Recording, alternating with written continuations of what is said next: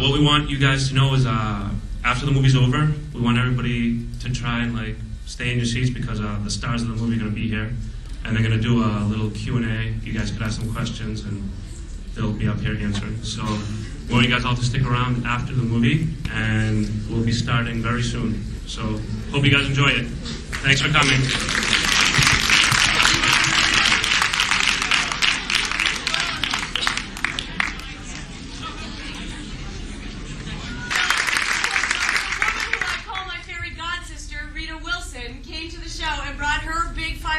Gorilla husband, Tom Hanks, and they were like, of course we're going to keep it Greek. Rita Wilson is Greek, and Tom has been baptized Greek Orthodox.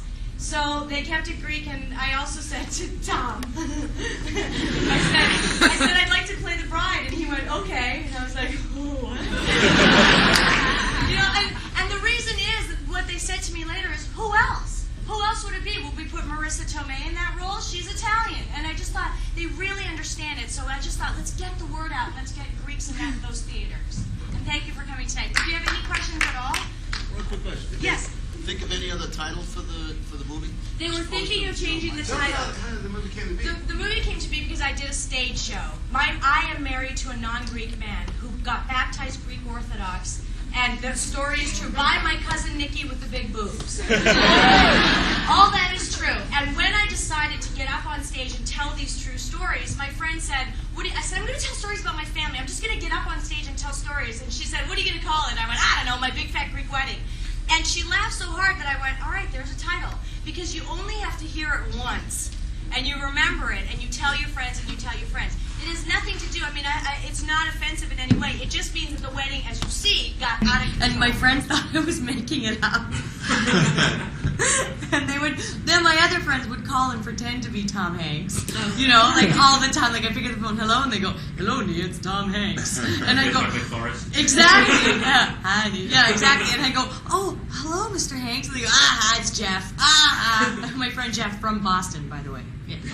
Would get me all the time. And then so when Tom finally did call, Tom, sounds like I'm name dropping, T-Man. Yeah, when he called, I thought it was my friend Brian. So I picked up the phone and I was on the treadmill. And the only reason I answer the phone when I'm on the treadmill in my house is because I was waiting for Brian to call for us to go to brunch. And he said, hello, may I speak to Nia, please? And I said, this is Nia. And he said, hi, Nia, this is Tom Hanks. And I went, yeah, all right. Brian. And then it was Brian. And then there was this pause. And then he went, no, really, it is. And then I heard Forrest Gump. I heard it. And I went, there's this moment. I turned off the treadmill and I went, hi, Tom. I tried to pretend nothing happened. It was crazy. I went to Greece for my first time to Europe. Right. I went to Santorini, and so I had a little taste of the Greek people, and I know they're gregarious and out there, but the ones we had, So that was your did you see the movie? I did. Were you there last night? Yeah. How about all those, just the extras? You can't get extras with those kind of faces, and the old people especially. Yeah, some of those guys had the map of Greece on their face. Yeah. That was well done. Yeah. Mm-hmm. And a lot of those extras didn't even speak English. No, they were from Greektown. They put up posters in Greektown and said, "Do you want to be in a movie?" And every Greek is a ham. They were like, "I'll be in it." And then my family came in from Chicago and Winnipeg and Vancouver. They just all flew in to Toronto where we were shooting so they could be extras in the movie. You see them actually sitting at a big table at the wedding reception. You know where to look. If you see my head, which looks like I'm wearing different wigs, it's my cousin. Were there any stereotypes you had prior to making the movie versus after making the movie? After the movie? Not really. So you didn't really know anything about I didn't, and I don't even have any now. It's just a great clan of people who love to celebrate. Right, so that's your impression. People love to celebrate. Yeah, it is. They're always celebrating something. I don't think we're making fun of any Greek traditions like the lamb on the spit or things like that. This is still, that's true. That happened to her when the real Ian's parents came over to the house. There was a lamb on a spit, right? Mm-hmm. I read somewhere that you were involved in a comedy troupe in Chicago. Second City. I was part of Second City in Chicago. Yeah. How was that? It was great. 5 years. Yeah. Are you ready? Yes, I did. Yeah, met my husband there. So the movie is pretty close to your actual life, then. You know. Yeah, I took from my actual life and then I turned it up to 11. You know, like I have all my cousins that I've ever had. I squished into cousin Nikki. You know, in the movie. You know, my dad is an amalgamation of pretty close to my dad, and then a couple of uncles who are. I put them in there, and then my mom. I combined my mom and my grandma. My mom doesn't have an accent. She is first generation, so I'm like 1.5. And I just combined so that I could get.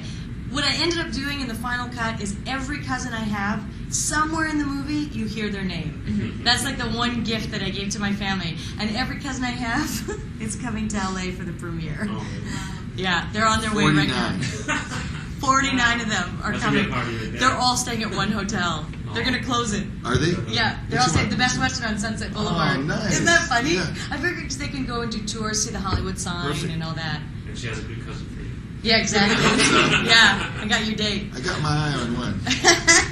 The one who plays her cousin in the movie. Yeah, the real cousin Nikki. She's hot.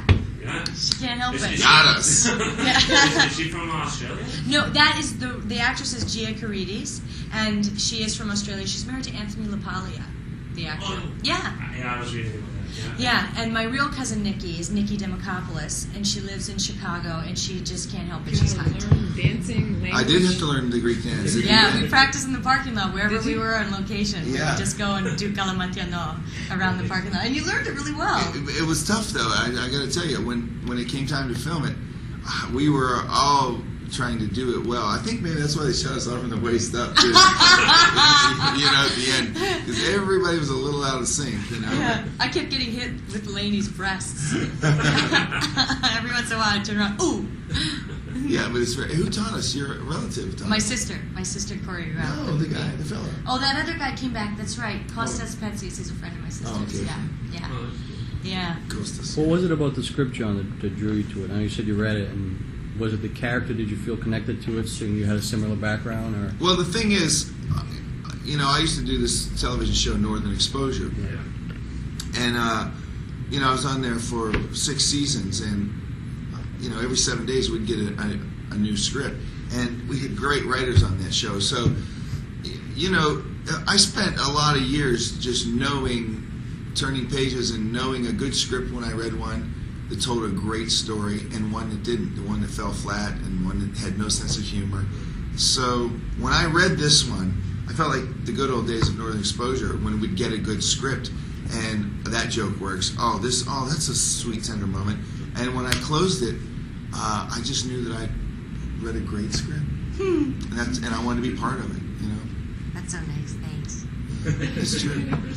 That was really it. Great It wasn't. script. It wasn't. Yeah, it wasn't any other. It's been my full-time job because we did the editing, and that takes 3-4 months. Then we Did did you have the input music. in that? Yeah, I got to sit in and watch it, and every once in a while I go, can you cut to the close-up of me? Cool, all right. Like, just they were incredibly generous, and I've talked to other friends who have made films, and you're out. When you're the writer and the actor, you do not get to sit in that room. So they just treated me like gold, and I know it'll never happen again. They just happen to be incredible people. But anyway, and then we did the music. Like, I got to go in the room while the violins played Tula's theme. What?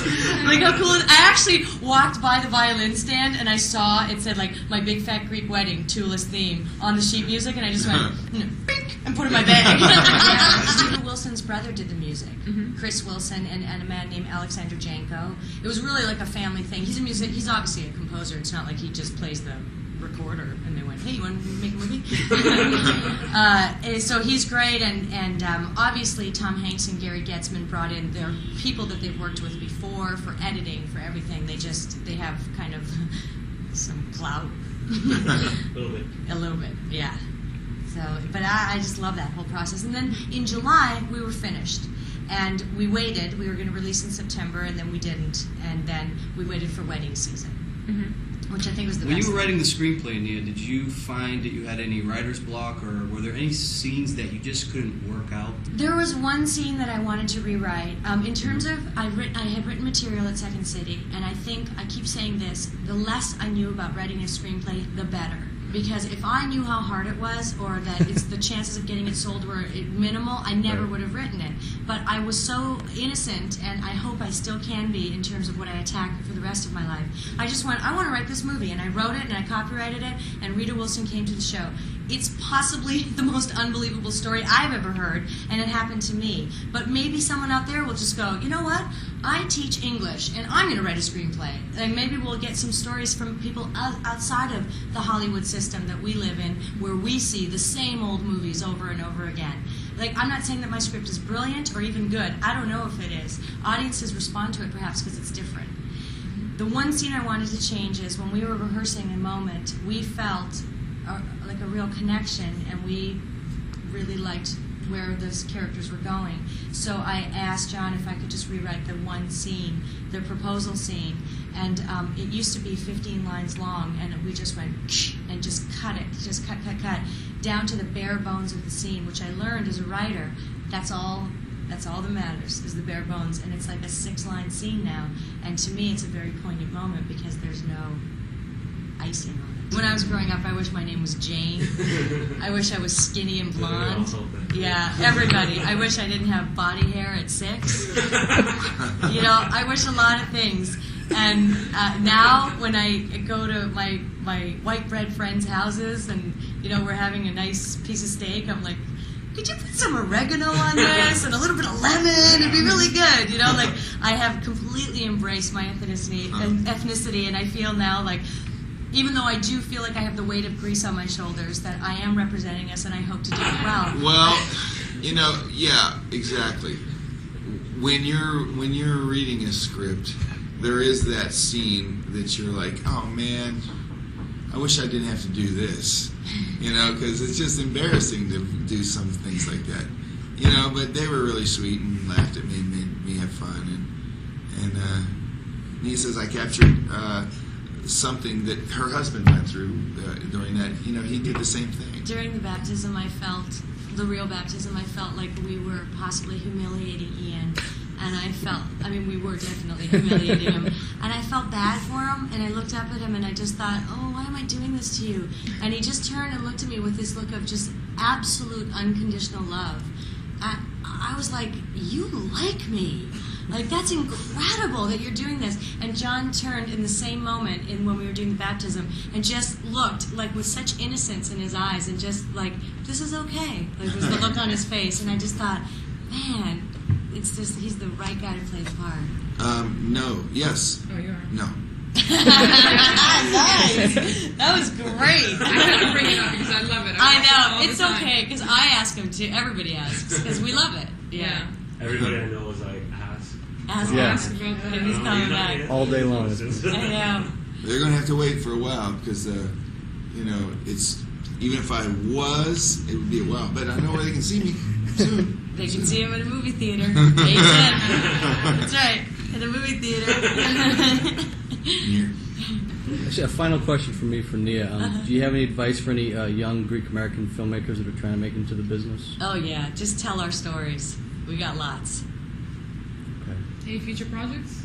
Yeah, I'm going to Greece. It was amazing. That's how everybody got to Beginning know to it. the end, we were laughing from the very first scene. What was it? The moussaka in the cafeteria. In the We could all relate Greek to school. that. When you guys were at the house and your parents bought you, she turns to me and she's like, it's right next door. No! That's awesome! She's